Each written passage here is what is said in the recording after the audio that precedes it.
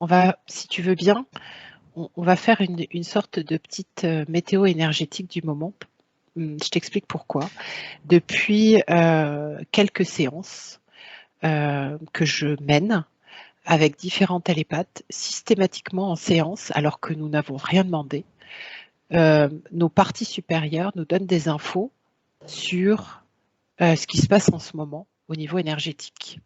Comme, tu sais, j'ai la sensation que c'est comme si on nous disait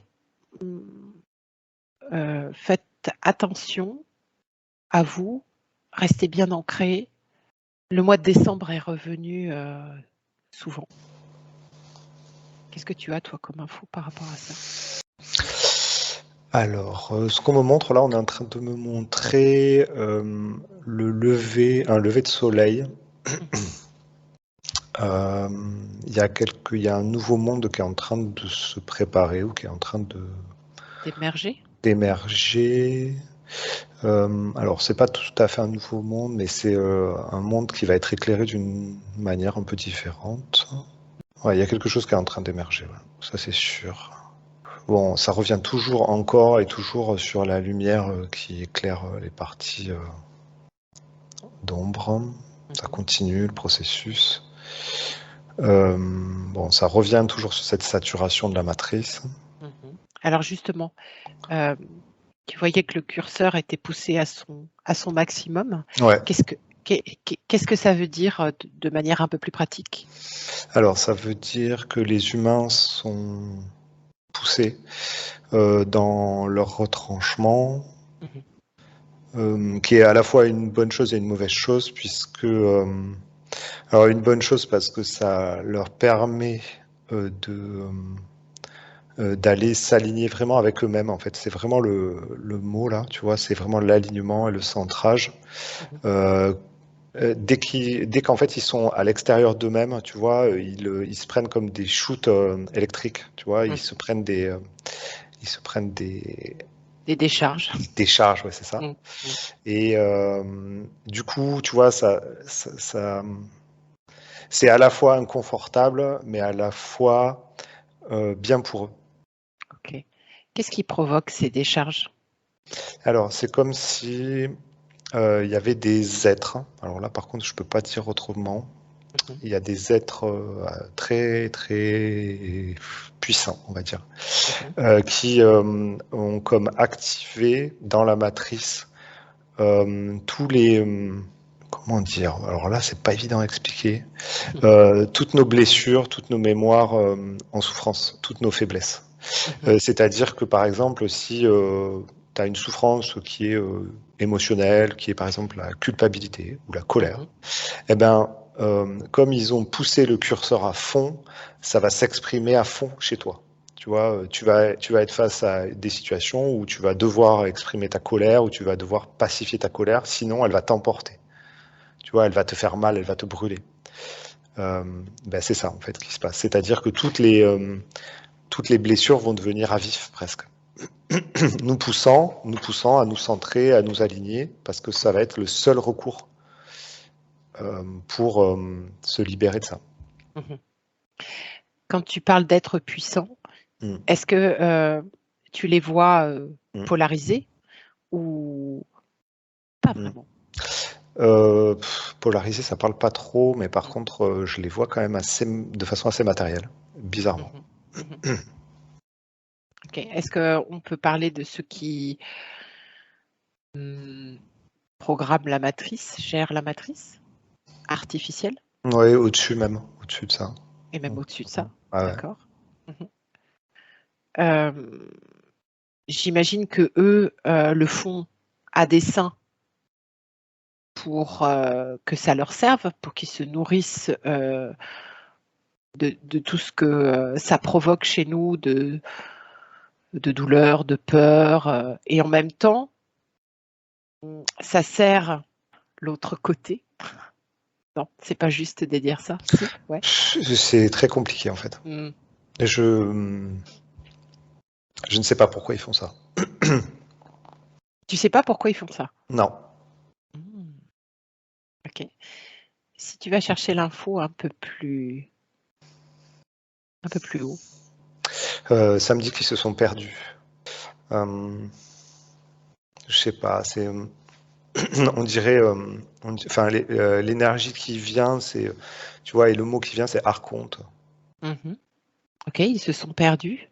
Ils se sont perdus. Ils sont dans une recherche d'amour, mais ils sont à contre-courant, en fait. D'accord. Donc, ils poussent le curseur à fond pour Ils sont trouver ce dans, qu'ils cherchent. en fait, ils sont dans une expérience. Donc ça me le dit depuis tout à l'heure.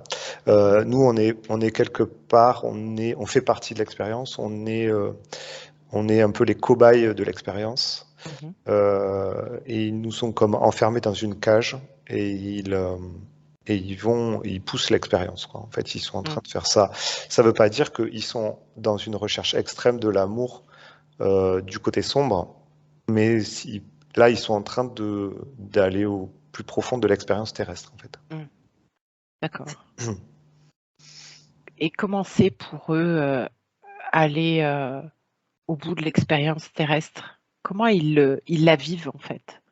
Ils sont enfermés. Je ne sais pas pourquoi on me montre un œuf. C'est comme s'ils avaient besoin de... Ils vont bientôt éclore, en fait. Ça va bientôt éclore, mais pour l'instant, ils sont enfermés. Ils sont dans une forme de gestation. Bizarre. Donc, ils sont... c'est pas facile, hein. Là, ce qu'on me montre, c'est très compliqué. Je pense que je ne maîtrise pas beaucoup. On essaie de me montrer des choses avec des symboles très simples, mais je ressens que c'est très, très complexe. Ok. J'ai entendu dans différentes enquêtes que justement ces fameux êtres sont coincés dans le monde qu'ils ont créé. Ouais, ça me parle. Ok. Et qu'ils n'ont plus maintenant la possibilité de s'échapper par des portails. Ouais, ça me parle, et tu vois, c'est pour ça qu'on me montre l'œuf, tu vois. On me montre comme s'il y avait ils étaient dans une coquille rigide, et que c'est en train de monter en pression là-dedans, à l'intérieur d'eux aussi, mais que de toute façon, la coquille va éclater à un moment donné, ils vont naître à eux-mêmes, en fait, ils vont renaître à eux-mêmes. Et ça, ce sera leur libération. Très bien. Est-ce que, pour en revenir à cette météo énergétique, est-ce que ça te parle décembre? Est-ce qu'il y a des infos qui viennent sur décembre? Est-ce qu'il va se passer quelque chose de particulier?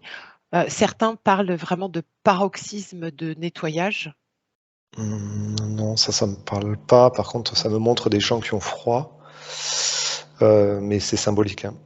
C'est-à-dire qu'il y a des gens qui traversent leur propre désert. Il va y avoir des moments de souffrance pour certaines personnes qui... Attends, je vais prendre une personne symbolique là pour voir, représentative plutôt. Ouais, tout à l'heure, tu vois, on parlait de solitude.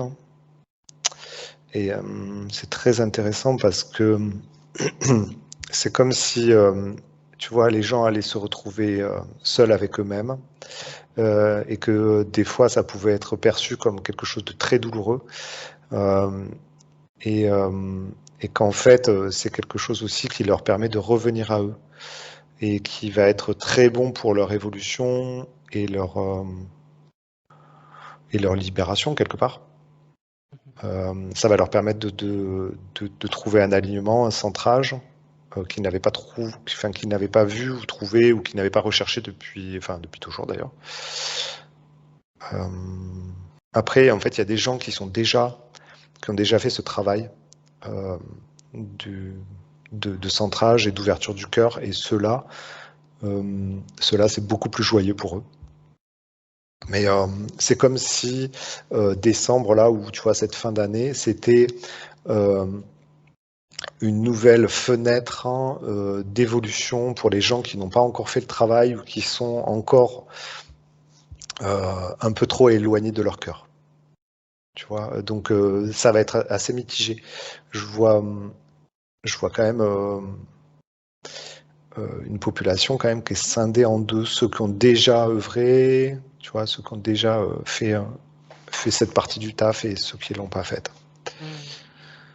Mais il y a quand même une grosse partie de la population qui va souffrir hein, quelque part.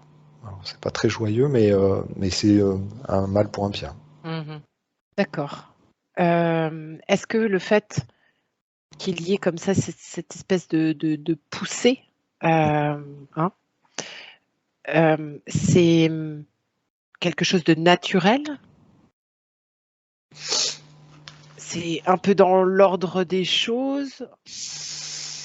On parlait, tu sais, de vagues énergétiques à un moment donné qui venaient, je ne sais plus où, d'un coin du cosmos comme ça qui arrivait. Est-ce que c'est ça?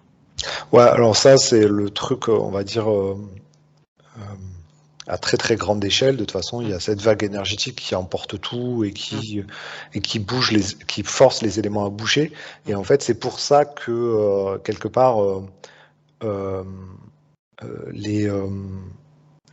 les êtres qui gouvernent la matrice là, c'est pour ça qu'ils poussent aussi le volume à fond là. Et du coup, tout ça, c'est tout un enchaînement d'élan énergétique et de conséquences, si tu veux. Donc finalement, nous, on est en bout de chaîne et on subit en fait quelque part, ou on bénéficie, on va plutôt dire, on bénéficie de tout ce qui se passe. C'est-à-dire que il y a une vague énergétique. Je ne sais même pas si on peut dire positive ou négative, mais en tout cas, il y a une grosse vague énergétique qui a des conséquences jusque dans la matière, donc jusqu'à nous, et qui nous pousse, qui nous pousse à évoluer, tout simplement. Et en fait, tu vois, j'ai pas de polarité. Par contre, tu vois, là, ça c'est très intéressant parce que depuis quelques mois, années, on nous dit oui, la lumière va l'emporter, le positif, tu sais, l'agréable sur le désagréable et tout ça. Et quand on me montre tout ça, on me polarise plus du tout les choses. Ça fait du bien. Hein. Ouais, oui, c'est carrément bien, ouais, c'est carrément bien. Donc du coup, il n'y a plus d'opposition. Certes, il y a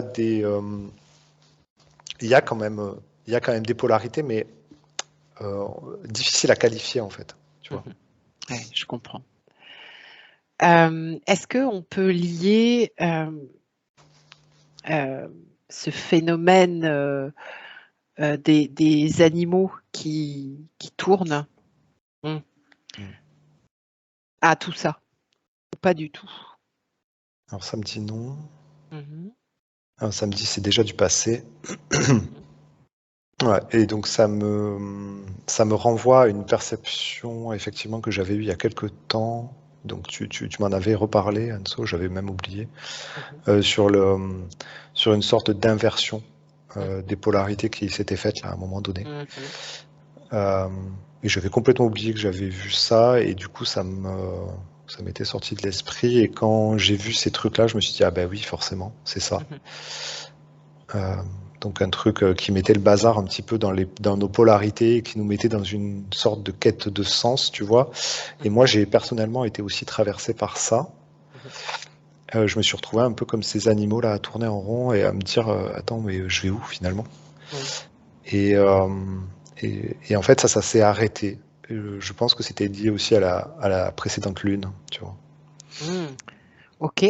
Et le fait que les animaux tournent en rond comme ça, c'est parce que ils se sentent désorientés, ou c'est justement parce qu'ils se sentent désorientés, ils recréent un mouvement cohérent pour eux?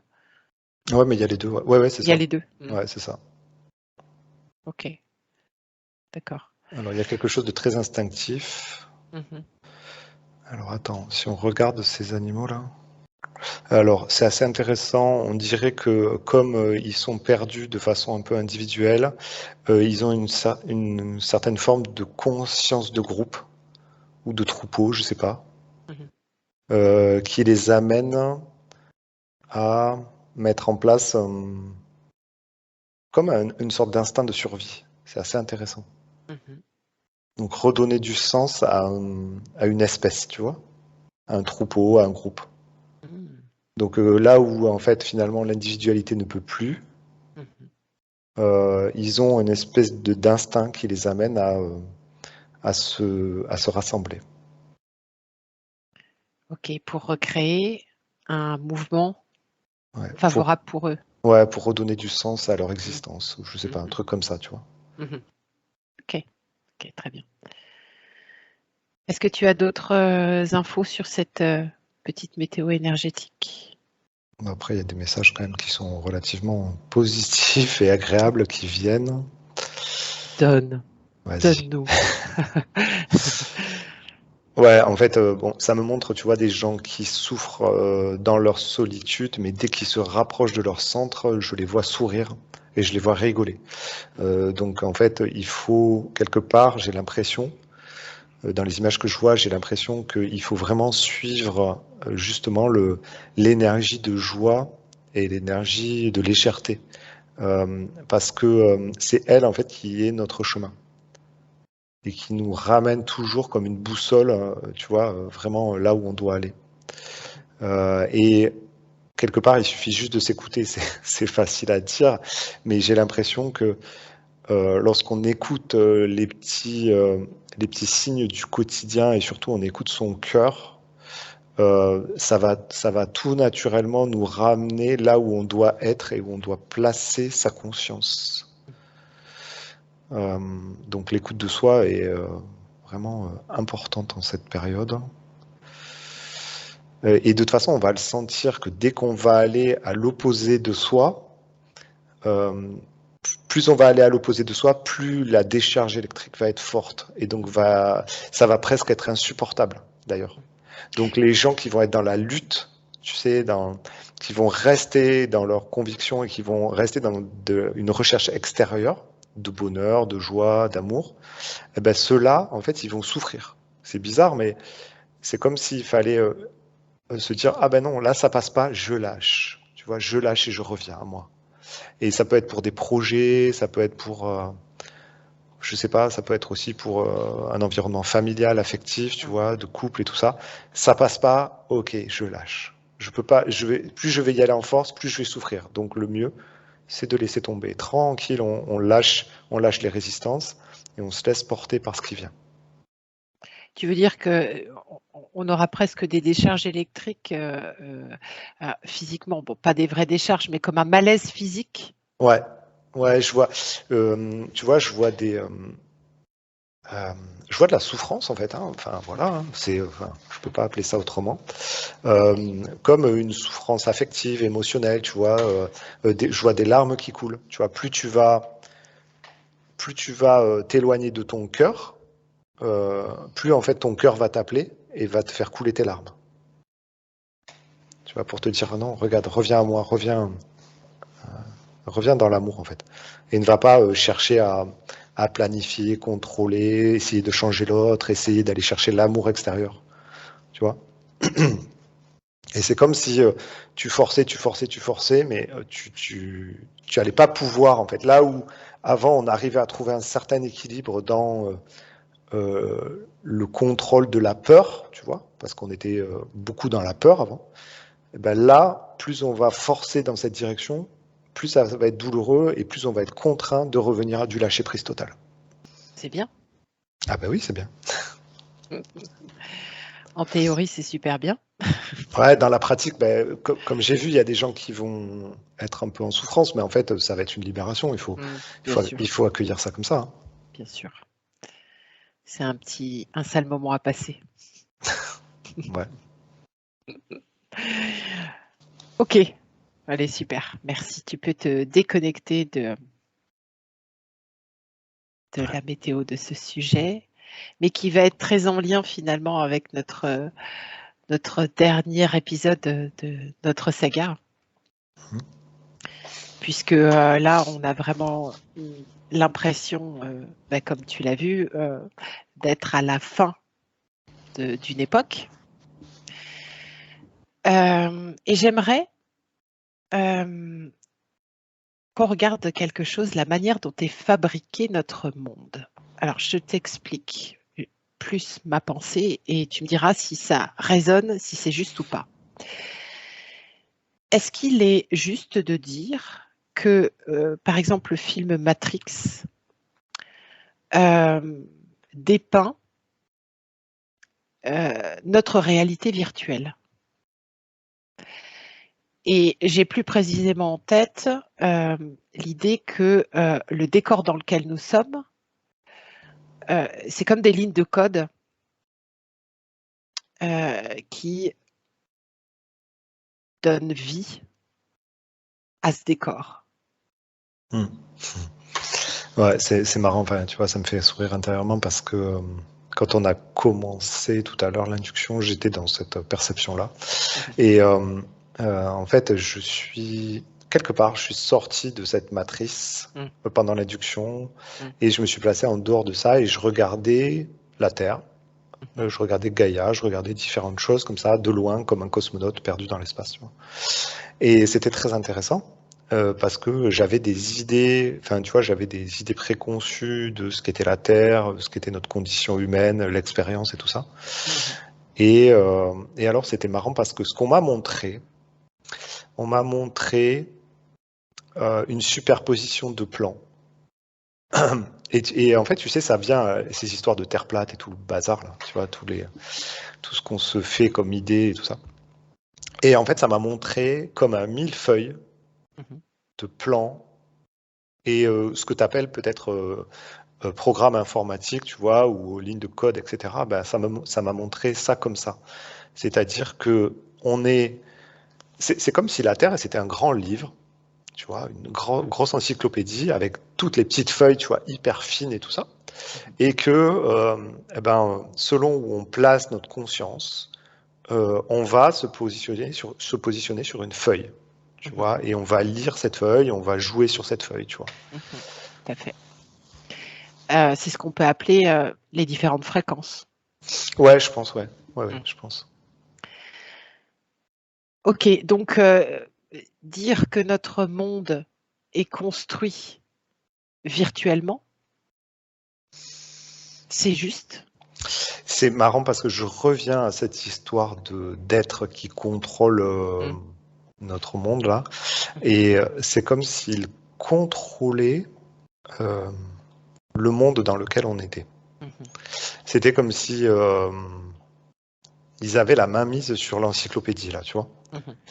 Et ils s'étaient placés aux quatre coins de ce livre là, et ils sont en train de faire en sorte que ça évolue pas.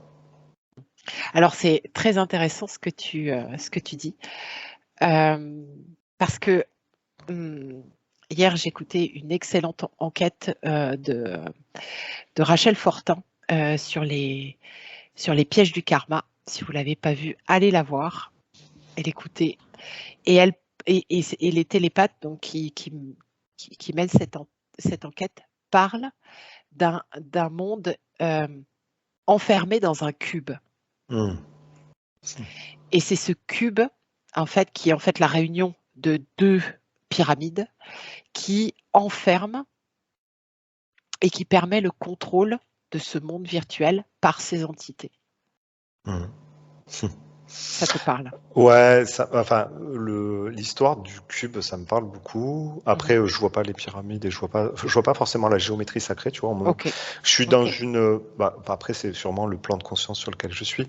On me le montre, tu vois, comme un livre en fait, comme vraiment, et comme si il y avait ces êtres-là qui contrôlaient, qui était la couverture de l'encyclopédie, qui était la couverture du livre, une couverture bien épaisse, tu vois.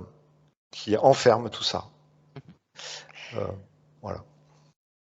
Est-ce qu'il est juste de dire que ce qu'on appelle l'astral, c'est là où sont tous les programmateurs et le projecteur de cette réalité dans laquelle nous sommes, 3D? Alors, je vois pas ça comme ça. Comment vois-tu? Je vois l'astral comme un chapitre de ce livre. Du coup, on parle aussi beaucoup, on évoque beaucoup une perception astralisée du monde dans lequel on est. Comme si, comme si les êtres humains étaient conditionnés pour percevoir le monde à travers l'astral, en tout cas tous les programmes astro. Ouais, ok. C'est moins évident que ça. Non, c'est pas évident et ça me parle pas forcément. Ça, je comprends. Hein, oui. Enfin, j'imagine bien qu'il y a certaines personnes qui peuvent voir ça comme ça. On me le montre pas tout à fait comme ça. On me montre comme, si tu veux, il y a plein de perceptions possibles du monde dans lequel on vit. D'ailleurs, je pense qu'il y en a une infinie dans ce livre, tu vois. Et il y a le chapitre sur l'astral qui est énorme. Et il y a beaucoup de personnes sur Terre qui placent leur conscience dans des mondes, enfin, sur des pages du livre qui sont astralisées, quoi, si tu veux. Et c'est fou parce que plus on va être, plus l'être humain va être dans le contrôle et la maîtrise, enfin dans l'illusion de maîtriser et de contrôler sa vie, plus il va être dans des pages astralisées en fait. Et donc plus il va voir le monde de façon astrale.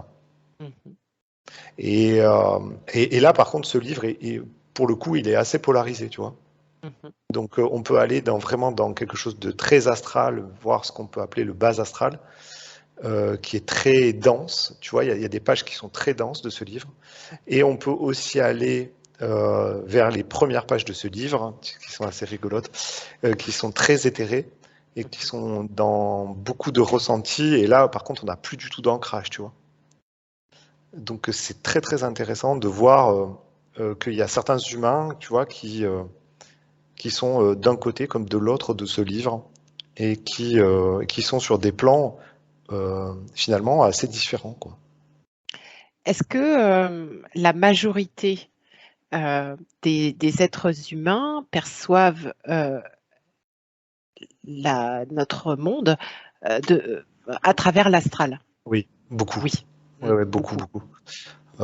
Plus de 50%, c'est sûr. Peut-être 70%. Ce qui est énorme, effectivement. Ouais. Est-ce qu'on pourrait dire que il s'agit comme d'une mise en état modifié de conscience ou d'une hypnose collective? Oui, ça parle bien. Oui, ça parle bien. C'est un conditionnement général. C'est vraiment des énergies qui sont comme balancées, en fait, Mais en fait, c'est vraiment ce cube-là, tu vois, dont tu parlais tout à l'heure. Bon, moi, c'est un parallélépipède rectangle, tu vois. C'est un livre, tu vois. Eh ben, en fait, ce pavé, ce cube-là, il est plongé dans un environnement énergétique avec plein de conditionnements, et les humains, ils se débrouillent avec ça, quoi, tu vois. Ils sont comme prisonniers, entre guillemets. Alors même si prisonnier, ça matche pas. Je l'ai essayé tout à l'heure, ça matche pas du tout. Ils sont plongés dans ce bain énergétique, en fait. Alors effectivement, dans cette même enquête, les télépathes percevaient que tout était vrai, sauf que c'est montré d'une certaine manière. En revanche, il n'y a absolument pas de prison. Il n'y a que une certaine perception de la réalité qui fausse, qui pipe un peu les dés. Ok. Est-ce que ces pages-là que tu vois, que tu perçois comme de l'astral, est-ce que c'est des pages qui ont été fabriquées, qui existent de manière naturelle ou qui ont été perverties?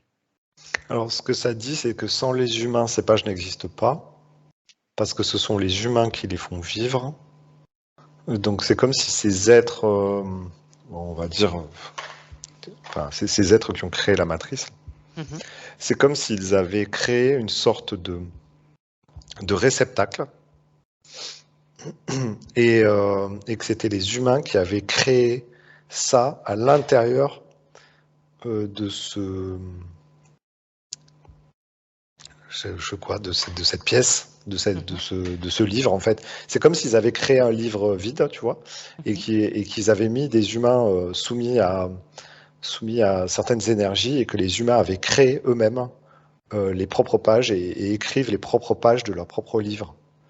Tu vois, donc c'est à la fois une prison, mais c'est comme si les humains entretenaient leur propre prison et construisaient leur propre prison. C'est un peu spécial, hein. Et c'est pour ça que quand on dit prisonnier, ça ne matche pas, parce que à tout moment, s'ils n'ont plus envie d'écrire dans le livre, s'ils n'ont plus envie de vivre dans ce livre, ils sortent du livre. Et il n'y a plus de problème avec ça. Mais sauf que ils sont... En fait, on les pousse à écrire le livre. Ok. J'aimerais qu'on aille un peu justement prendre de l'info sur l'astral. Oui. Tu sais, on perçoit souvent justement le bas astral, le moyen astral, le haut astral.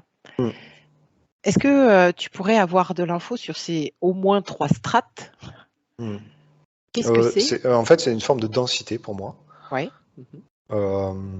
Donc le haut astral est beaucoup moins dense que le bas astral. Donc le bas astral, c'est quelque chose très en lien avec la matière, très en lien avec des émotions, je ne sais pas comment les qualifier, dures en fait. Dures et denses, ouais, c'est ça. L'humain souffre là-dedans. Il souffre vraiment. Il y a quelque chose de très désagréable là-bas. Je sais pas quoi te dire de plus. Ok. J'ai surtout une histoire de densité. Est-ce qu'il y a des émotions particulières qui sont attachées à ce bas astral? La colère, la peur, la rage, la haine. Surtout ça, la rage, j'ai rage qui vient. Et après, c'est comme s'il y avait une échelle émotionnelle, tu vois, et plus tu vas t'éloigner de la densité de l'astral et plus tu vas aller sur un astral plus modéré, plus les émotions vont être, moins elles vont être dures quelque part. Je sais pas si on peut dire ça comme ça, mais elles évoluent en fait. Et tu vois, après on arrive sur des émotions qui sont plus, je sais pas comment dire, moins rudes, tu vois. Plus agréable? Ouais, mais tu vois, tu as par exemple de la tristesse, tu vois, à mi-parcours là. Tu vois, on va avoir de la tristesse, on va avoir de la mélancolie. Tu vois, ouais, il y a comme une espèce de... C'est un peu bizarre, de pondérer les émotions, mais on dirait qu'elles sont aussi liées au niveau d'astral dans lequel tu es. Qu'est-ce qui te branche à une densité astrale plutôt qu'une autre? Les blessures, ce que tu dois traverser, ton chemin. Il y a des portes qui s'ouvrent. Il y a des portes qui s'ouvrent et qu'on prend ou qu'on comprend pas. Ouais, apparemment, c'est lié. Alors là, c'est assez complexe aussi. On dirait que notre chemin et notre expérience terrestre est fait de différents nœuds en fait, et dans ces nœuds, on a à chaque fois la possibilité de prendre une porte ou une autre. Et il y a certaines portes qui ouvrent sur des pages astrales et où on est invité à vivre et à transcender, pacifier certaines choses à l'intérieur de nous. Donc on est amené à vivre par exemple de la colère à des moments de notre vie. Et il y a une porte qui s'appelle colère qu'on ouvre et qui nous amène directement à la page 1487 de la colère, tu vois, et où on vit des expériences de colère et on vit des émotions qui sont pas très agréables. Et qu'est-ce qu'il y a comme émotion dans le haut astral? Ben, alors, tu vois, ce qui est assez étonnant, c'est que le haut astral, en fait, on n'est pas loin de l'équilibre, en fait. Ok. Et dans l'espèce de perception que j'ai, lorsqu'on est dans le très haut astral, eh ben, on n'est pas loin de son centre. On n'est pas loin. On n'est pas encore dans son On centre. n'est pas dans son centre, on n'est pas loin. C'est-à-dire que là, dans le haut astral, on peut avoir des émotions qui sont plutôt agréables. Il peut y avoir de la joie, tu vois. Tu vois, chez des choses liées à l'amitié. j'ai pas d'amour, tu vois, mais par contre, j'ai des choses qui rapprochent, en fait, qui se rapprochent de ça. Tu vois, j'ai des rapports d'amitié, j'ai des rapports de joie, d'échange. Je ressens pas tout à fait les émotions qu'il y a là, mais en tout cas, c'est comme si c'était un peu. Alors, je vais pas dire de la fausse lumière, mais tu sais, c'est, Mhm. Une c'est de la, exaltation comme ça. ouais, voilà. Mm. Mais c'est de l'amour fade, pâle, Mm. mais plutôt agréable. En fait, si tous les humains étaient dans cette zone-là, Mhm. ben franchement, la vie terrestre, elle serait moins douloureuse. Alors justement, c'est exactement là où je voulais en venir. C'est parfait. Ça reste quand même polarisé. Ouais. L'astral reste polarisé. Ouais, mais en fait, tout ce qu'on vit sur Terre est polarisé, hein. Mhm. Sauf si on arrive peut-être vraiment à être sur ce point d'équilibre. Est-ce que notre corps émotionnel est le seul corps qui soit relié à l'astral? Non, pas du tout. Ok. Est-ce que ce sont tous nos corps denses Euh, ou tous nos alors, corps? tout, tout, Ok, tout. ouais, Mhm. Pourtant, la première chose qui t'est venue, c'est la gamme des émotions ouais, oui, liées à l'astral. oui. Mais c'est comme si tous nos corps Mhm. baignaient là-dedans. Et en fait, là, ce qui me vient, c'est l'émotionnel parce que c'est une sorte de manifestation. Mhm. Mais il y a aussi, par exemple, le corps physique ou le corps éthérique, Mhm. le corps mental, bien sûr. Non, non, ils sont tous là, en fait. Ils sont tous baignés là-dedans. Qu'est-ce qui fait dans dans cet astral que nous ayons la sensation de tourner en boucle, de d'être, de voir le monde à travers lui et d'y revenir sans cesse? Est-ce qu'il y a des mécanismes, des programmes? Ouais, c'est comme des labyrinthes, en fait. Quand on est dans certaines situations très astrales, euh, euh, on est dans des sortes de boucles, de labyrinthes, de recherche de sortie, etc. Et pas évident. C'est pas évident parce qu'il faut prendre du recul par rapport à ce qu'on est en train de vivre et il faut tout le temps s'extraire et être observateur. Parce que le monde astral est un monde très dense, très matériel, très mental Mhm. et on a vite fait de se prendre au piège du petit personnage pris dans une page de l'astral, tu vois. Et Mhm. en fait, il faut sortir de l'identification de ce petit personnage pour s'extraire des rôles que l'astral nous propose. Mhm. Alors, effectivement, c'est quelque chose qui te propose un décor extérieur, Mm, hein, c'est ça? mm. Du coup, tu t'identifies au matériel qui t'entoure, au conditionnement de la société dans laquelle tu nais, euh, les religions aussi. Est-ce que tout ça, tout ce que je viens de nommer, là, tous ces comportements et puis toutes ces créations comme ça, euh, sont des programmes de l'astral? Il y a un truc qui est pas tout à fait juste. En fait, si tu veux, il y a un truc depuis le début qui est un peu dissonant. Mhm. C'est le chien, voilà, qui vient me donner des éléments aussi. Exactement. Alors, ce qui est un peu dissonant depuis le début, Mhm. c'est le fait que euh, on a l'impression que tout est déjà programmé et que finalement on est victime de ces programmations et que finalement on n'y peut rien. Tu vois, on rentre dans un espèce de programme qui fait de nous, qui nous prend en entrée et qui à la sortie nous modélise comme le programme a été pensé. Mhm. Et en fait, c'est pas tout à fait ça. Mhm. C'est comme s'il y avait un conditionnement Mhm. et que nous, on rentrait dans cet astral, mais Mhm. que finalement, c'est nous qui modélisons à l'intérieur Mhm. les choses. Et du coup, ce qui fait que, par exemple, si tu prends le conditionnement religieux, comme tu as parlé, là, tu vois, tout de suite, ça a fait non, ça va pas, tu vois. Parce que Mhm. c'est comme si tu disais, ouais, on te met dans le programme de la religion, donc tu vas être enfermé dans un truc. Et en fait, non. C'est-à-dire que tu as des gens qui rentrent dans le conditionnement religieux et qui font de ce conditionnement. Alors, il y en a qui sont dans de l'extrémisme. Donc, c'est-à-dire, ils vont créer eux-mêmes un extrémisme à partir de ce conditionnement religieux. Et il y en a d'autres qui vont être hyper modérés et qui vont être presque à l'équilibre dans ce conditionnement religieux. Donc, si tu veux, c'est nous, les humains, qui créons cette réalité à partir d'un contexte vibratoire, si tu veux. Donc, mais c'est bon pour la religion, c'est bon pour plein de choses, tu vois. Tu vois, par exemple, la psycho, tu vois. Tu vois, ça m'amène là-dessus sur quelque chose où là, on est dans le corps mental à fond. Et en fait, tu as des gens qui vont rentrer dans un espèce d'extrémisme psycho, tu vois, avec une espèce de rigidité mentale, avec des règles, tu vois, avec des trucs, c'est comme si, c'est pas autrement.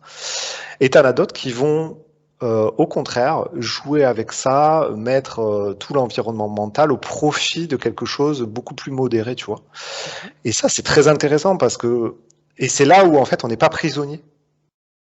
On reste finalement dans ce que tu décris, on reste créateur. On reste créateur, ouais.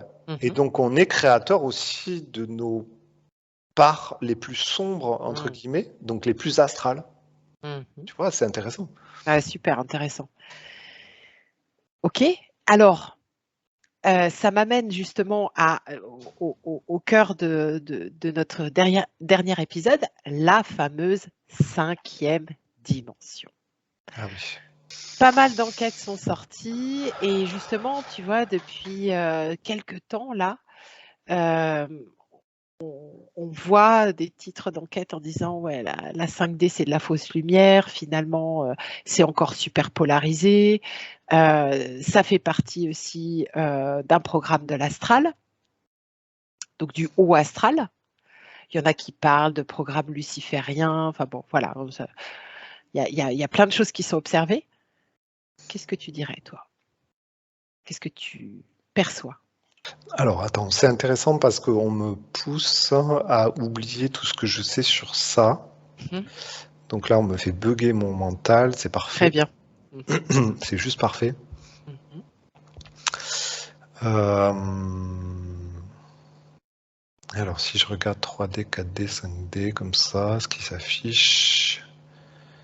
Ok, donc on me montre une sorte de d'antenne, c'est bizarre. Antenne 5D, à défaut d'une antenne 5G. 5G, ouais, c'est ça. C'est assez marrant parce que il y a une certaine forme d'élévation dans l'image qu'on me montre, avec des niveaux 3D, 4D, 5D.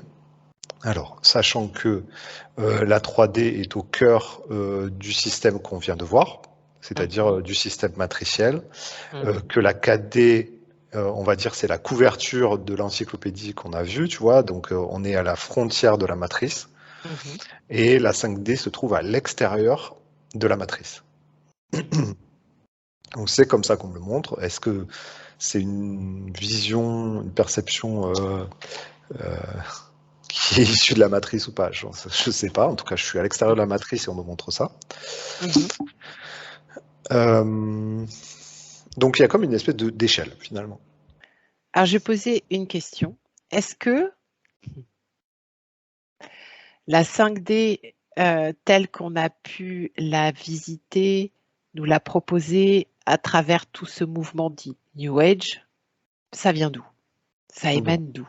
Ouais, tout de suite on me parle de fantasme, de création humaine, au même titre que on crée de toute façon les mondes dans lesquels on vit sur Terre, on crée aussi des idées, on crée des choses, des projections sur ça. Mais c'est un sujet comme un autre, hein. Vraiment. Tu vois, c'est vraiment, c'est pas quelque chose de très, tu vois, quelque chose qui, je sais pas comment dire. C'est vraiment un sujet comme un autre. Il n'y a pas de. D'accord. Et il n'y a pas d'importance Il n'y a pas particulière. d'importance particulière, ouais. Non. Ok, pourtant ça fait, tu vois, ça fait, je sais pas, 15-20 ans que on installe ça à travers toute une littérature. On parle des mondes merveilleux de l'intraterre, sur d'autres planètes. Ouais, ça reste très astralisé. Mhm. Mais il y a un peu de tout, en fait. La plupart des gens, quand ils parlent de l'élévation, des dimensions, etc., ils sont dans, on va dire, une sorte de moyen astral, on va dire. Mhm. Mais il y a des gens qui parlent d'élévation, de dimension, etc., mais qui sont sur des plans assez éthérés, Mhm. mais trop épérés, trop éthérés aussi, tu vois. Mhm. C'est-à-dire que pas suffisamment ancrés. Et d'après ce qu'on me montre encore une fois, l'accession à une dimension supérieure, elle va être juste pour l'humain lorsqu'elle va partir du centre de l'humain. On en revient toujours à ce point zéro, à ce centre qu'on a chacun en nous, qui est le départ de l'élévation, on va dire spirituelle, et l'élévation vers, tu vois, c'est comme si on avait en notre cœur cette espèce de colonne de lumière, cette espèce d'antenne de lumière, et que c'est par là qu'on devait s'élever, et non par quelque chose soit de très perché dans l'éther, très galactique, ou soit quelque chose de très matériel dans l'astral, tu vois. On a besoin, pour s'élever dans ces dimensions, de passer par notre cœur. Est-ce que il est juste de dire que la 5e dimension, c'est des lieux, mais aussi une fréquence? Ouais, on me le montre pas trop comme ça, on me montre plus comme un passage. En fait, c'est comme si le fait de basculer en 5D, c'est-à-dire que lorsqu'on quitte la 4D, c'est comme si la 4D était une marche, en fait, et que une fois qu'on a passé la 4D, on accède à un nouveau plan de conscience beaucoup plus large, et qui est dans lequel, ce plan, on peut voyager et on peut se positionner très facilement dans tout l'univers. Et c'est assez marrant parce que cette dimension de 5D, ça me fait vraiment penser à ces plans de conscience sur lesquels on se positionne lorsqu'on fait de la télépathie, tu vois, lorsqu'on fait ce qu'on est en train de faire, de l'hypnose. C'est-à-dire qu'on arrive à un champ des possibles, une espèce de grande carte de l'univers où les déplacements sont très faciles, en fait. Est-ce que tu pourrais un peu plus décrire l'état de conscience dans lequel on est quand on vibre dans cette densité-là? De liberté, en fait. Ce qu'on ressent, donc là, tu vois, c'est quand on fait de l'hypnose régressive, par exemple, tu vois, quand on est télépathe, on bascule dans un monde de liberté, où tout est possible, où tout est trivial, on va dire, je sais pas comment dire, tu vois, et donc c'est cet état-là, en fait. Et du coup, quand on est dans cet état-là, il n'y a plus de frein ni de limite, et on peut tout. En fait, chaque potentiel qui se présente à nous, on peut le refaire venir. En fait, on peut le faire venir à nous. En fait, on peut le faire se matérialiser quelque part. C'est-à-dire que si, tu vois, là, je suis en 5D. Si je suis en 5D, j'ai envie de ressentir, je sais pas, une émotion de joie. Eh ben, c'est comme si je me mettais sur la coordonnée parfaite de la joie et que je pose ma conscience sur la joie. Et en fait, je suis la joie. Tu vois? Et chose qui est plus difficile quand tu es en 3D, parce que la 3D, en fait, c'est comme si elle nous limitait, elle nous enfermait, que notre mental était toujours là, notre mental et notre ego étaient toujours là pour venir nous souffler. en fait, des petites phrases, des petits mots pour nous ralentir, pour nous minimiser. Et lorsque tu passes en 5D, ou lorsque tu passes sur ce plan de conscience, je ne sais pas si on peut l'appeler 5D, mais en tout cas, ce plan de conscience, ben, il n'y a plus l'ego et le mental qui sont là pour nous limiter, mais qui sont plus au service de notre être. J'imagine qu'en 5D aussi, tu peux percevoir la polarisation, puisque tu dis, voilà, on peut trouver les coordonnées GPS pour ressentir la joie, comme on peut aussi trouver les mêmes coordonnées pour la colère, la haine, pourquoi pas. Et finalement, est-ce que avoir cet état de conscience-là, c'est un état où on a compris que nous n'étions pas l'objet de nos expériences. Et nous sommes l'expérienceur, en fait. Est-ce que ça serait juste de dire oui, ça? ça matche très très bien. Ça matche très très bien puisqu'on est dans une désidentification.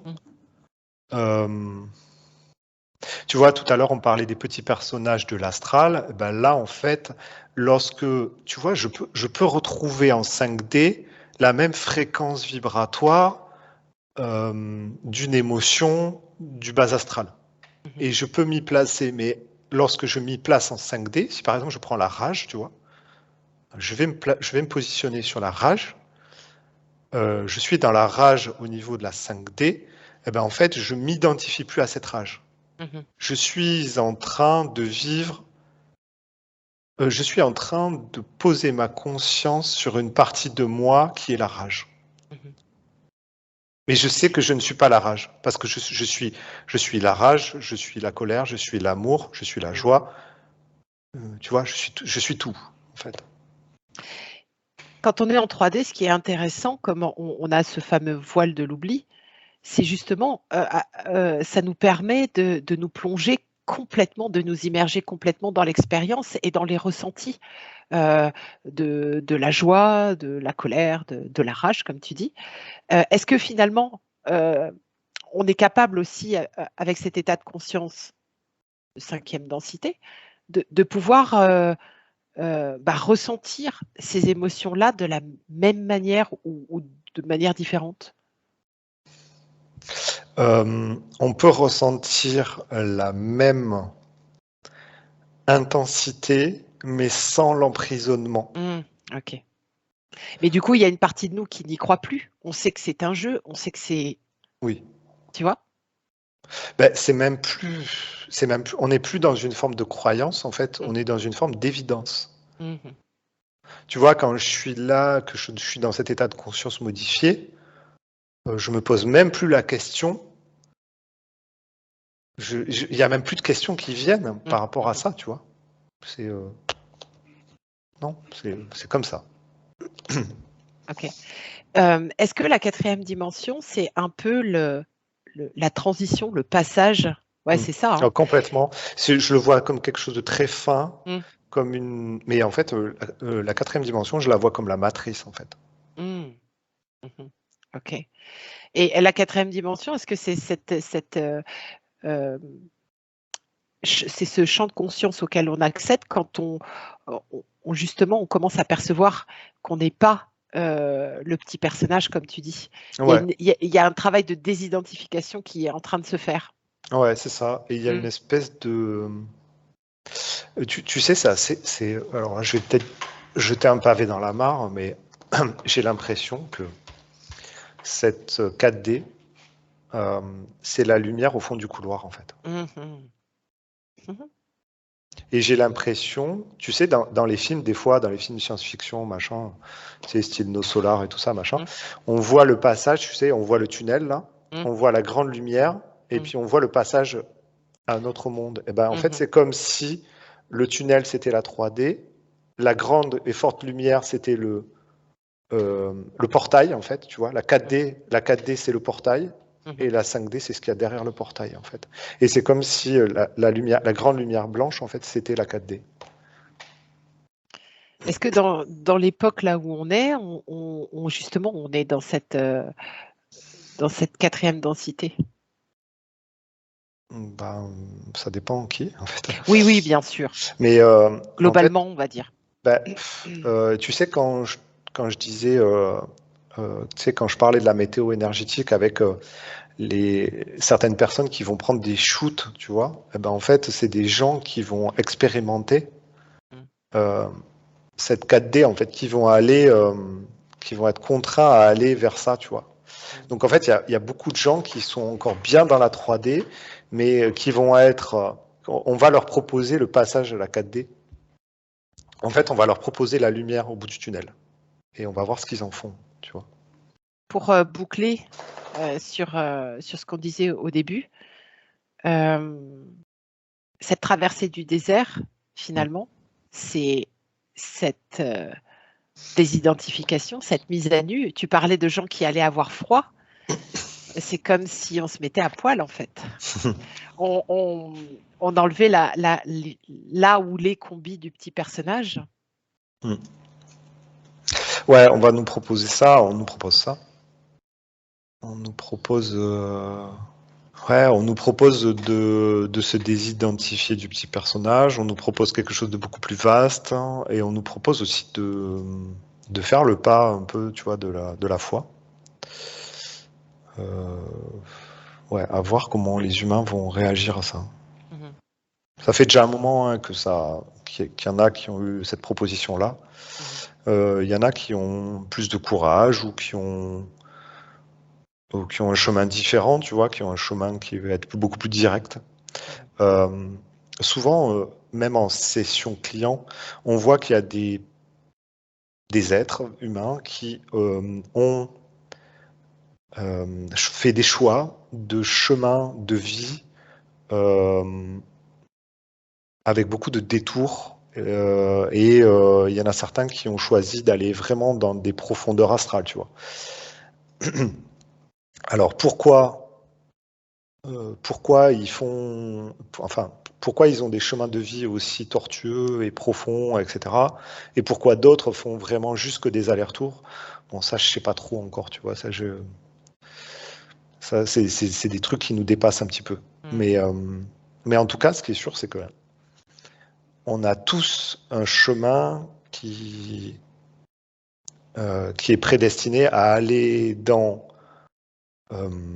cette expérience terrestre pour en ressortir. Ce sera peut-être l'objet d'une prochaine enquête. Hein.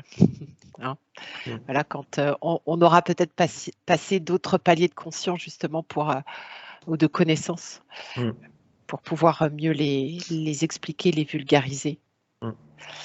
On va s'arrêter là pour notre saga Star Wars qui ne devait durer que l'été et nous sommes déjà à Noël, n'est-ce pas? Merci Guillaume, c'était juste parfait. Pour rappel, n'oubliez pas que nous faisons ces enquêtes pour s'amuser, pour s'amuser, hein. Et que nous avons nos propres filtres.